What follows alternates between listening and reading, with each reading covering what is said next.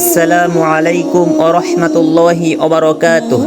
ইন্নাল হামদুলিল্লাহ নাহমাদুহু ওয়া নুসাল্লি আলা রাসূলিহিল কারীম, আম্মা বা'দ। আসুন আজ আমরা কোরআন এবং হাদিসের আলোকে সৎ কাজের আদেশ ও অসৎ কাজের নিষেধ সম্পর্কে জেনে নিই। ভালো কাজের আদেশ করা এবং মন্দ কাজে নিষেধ করা একটি গুরুত্বপূর্ণ মিশন। তাই যারা এই মিশনটি হাতে নেয় তাদের অবশ্যই ভালো চরিত্রের অধিকারী হতে হবে এবং শরীয়তের উদ্দেশ্যগুলি বুঝতে হবে। তারা অবশ্যই মানুষকে জ্ঞান ও ন্যায্য প্রচারের সাথে ডাকতে হবে এবং তাদের সাথে সদয় ও নম্র আচরণ করতে হবে, যাতে আল্লাহ তাদের পথ দেখান। মুসলিমদের একটি দল থাকবে যারা সৎ কাজের আদেশ দিবে এবং অসৎ কাজ থেকে নিষেধ করবে। পবিত্র কুরআনে আল্লাহ তাআলা বলেন, ওয়াল তাকুম মিনকুম উম্মাতুন ইয়াদউনা ইলাল খায়রি ওয়া ইয়া'মুরুনা বিল মা'রুফি ওয়া ইয়ানহাউনা আনিল মুনকার ওয়া উলাইকা হুমুল মুফলিহুন। আর যেন তোমাদের মধ্যে থেকে এমন একটি দল হয় যারা কল্যাণের প্রতি আহ্বান করবে, ভালো কাজের আদেশ দেবে এবং মন্দ কাজ থেকে নিষেধ করবে, আর তারাই সফলকাম। সূরা আল ইমরান আয়াত 104। কুনতুম খায়রা উম্মাতিন উখরিজাত লিন-নাসি তা'মুরুনা বিল মা'রুফি ওয়া তানহাউনা আনিল মুনকার ওয়া তু'মিনুনা বিল্লাহ। তোমরাই হলে সর্বোত্তম উম্মত, মানব জাতির কল্যাণের জন্য তোমাদের আবির্ভূত করা হয়েছে। তোমরা ভালো কাজের আদেশ দেবে এবং মন্দ কাজ থেকে বারণ করবে, আর আল্লাহ প্রতি ঈমান পোষণ করবে। সূরা আল ইমরান আয়াত 110। রাসূলের অনুসারীদের কাজ হলো সৎ কাজের আদেশ দেওয়া এবং অসৎ কাজ থেকে বারণ করা।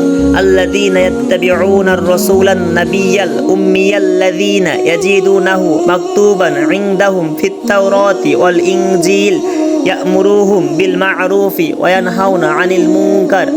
যারা অনুসরণ করে রাসূলের যে উম্মি নবী, যার গুণাবলী তারা নিজেদের কাছে তাওরাত ও ইনজিলে লিখিত পায়, সে তাদেরকে সৎ কাজের আদেশ দেয় ও বারণ করে অসৎ কাজ থেকে। সূরা আরাফ আয়াত 157। আর ঈমানদার পুরুষ ও ঈমানদার নারী একে অপরের সহায়ক। তারা ভালো কথা শিক্ষা দেয় এবং মন্দ থেকে বিরত রাখে। সূরা তাওবা আয়াত 71। মুনাফিকদের গুণ: মুনাফিক নর ও মুনাফিক নারী একে অপরের অনুরূপ। উহারা অসৎ কর্মের নির্দেশ দেয় এবং সৎকর্ম নিষেধ করে। সূরা তাওবা আয়াত 67। তোমাদের মধ্যে যে কেউ অন্যায় কাজ দেখবে, সে যেন তার হাত দ্বারা তা প্রতিহত করে।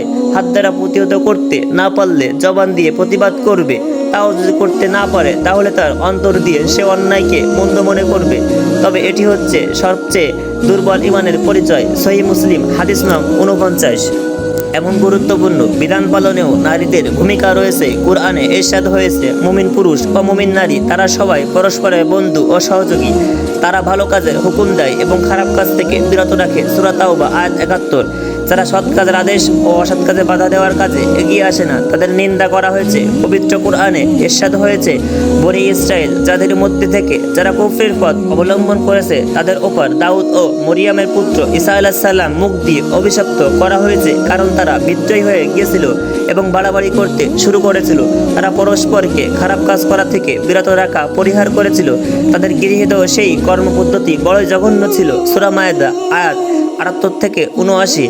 অন্যায় বাধা দেওয়া সামর্থ্য না থাকলে কমপক্ষে অন্তর দিয়ে ঘৃণা করতে হবে। প্রিয় নবী সাল্লাল্লাহু আলাইহি সাল্লাম বলেন, তোমাদের কেউ যদি কোনো খারাপ কাজ বা খারাপ বিষয় দেখে, সে যেন হাত দিয়ে তা পরিবর্তন করে দেয়। যদি তা করতে অপারগ হয় তাহলে সে যেন মুখ দিয়ে তার প্রতিবাদ করে। যদি তাও সে সক্ষম না হয় তাহলে যেন অন্তর দিয়ে তা ঘৃণা করে। আর এটাই হচ্ছে ঈমানের মধ্যে সবচেয়ে দুর্বলতম স্তর। সহিহ বুখারী হাদিস নং 194। সমাজ এই ইবাদতের চর্চা বন্ধ হয়ে গেলে ধ্বংস অনিবার্য হয়ে পড়ে। অবুঝ ও গাফেল ব্যক্তিরা আল্লাহর পথ চিনতে পারে না, ফলে অন্যায় কাজে ডুবে থাকে মানুষ। তখন মহান আল্লাহ ক্রোধ বেড়ে যায়। ওই সমাজে আযাব নেমে আসে এবং তাদের কোনো দোয়া কবুল করা হয় না। হুযায়ফা ইবনুল ইয়ামান রাদিয়াল্লাহু আনহু বর্ণনা করেন, রাসূলুল্লাহ সাল্লাল্লাহু আলাইহি ওয়াসাল্লাম ইরশাদ করেছেন, যার হাতে আমার জীবন, তার শপথ করে বলছি, তোমরা অবশ্যই ভালো কাজে মানুষকে আদেশ দেবে এবং অবশ্যই অন্যায় থেকে নিষেধ করবে। যদি তা না করো তাহলে আল্লাহ তোমাদের উপর তার পক্ষ থেকে শাস্তি প্রেরণ করবেন।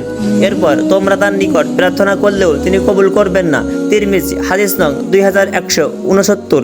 দিনের অত্যাবশ্যকীয় এই দাওয়াত ছেড়ে দেওয়ার ভয়াবহতা বোঝানোর জন্য মহানবী সাল্লাল্লাহু আলাইহি সাল্লাম একটি অন্য উদাহরণও দিয়েছেন। নোমান ইবনে বাশির রাদিয়াল্লাহু আনহু থেকে বর্ণিত, হাদিসে রাসূল সাল্লাল্লাহু আলাইহি সাল্লাম বলেছেন, যে মহান আল্লাহ নির্ধারিত সীমার মধ্যে প্রতিষ্ঠিত থাকে এবং যে সীমা লঙ্ঘন করে তাদের দৃষ্টান্ত সেই যাত্রী দলের মতো যারা লটারির মাধ্যমে এক নৌযানে নিজেদের স্থান নির্ধারণ করে নিল।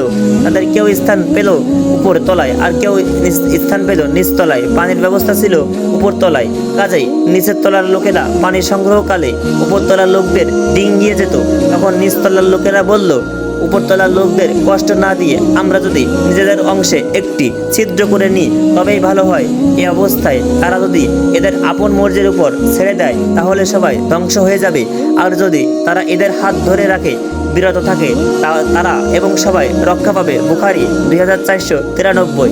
অতএব মুমিন মুসলমানদের জন্য বাঞ্ছনীয় সৎ কাজের আদেশ করা এবং অসৎ কাজের নিষেধ করা আল্লাহ তাআলা দোয়া কবুলের অন্যতম শর্ত। সৎ কাজের আদেশ ও অন্যায় কাজে বাধা দেওয়ার শক্তি, সাহস ও সমর্থ মুসলিম উম্মাহকে দান করুন। আমিন। আসসালামু আলাইকুম ওয়া রাহমাতুল্লাহি ওয়া বারাকাতুহু।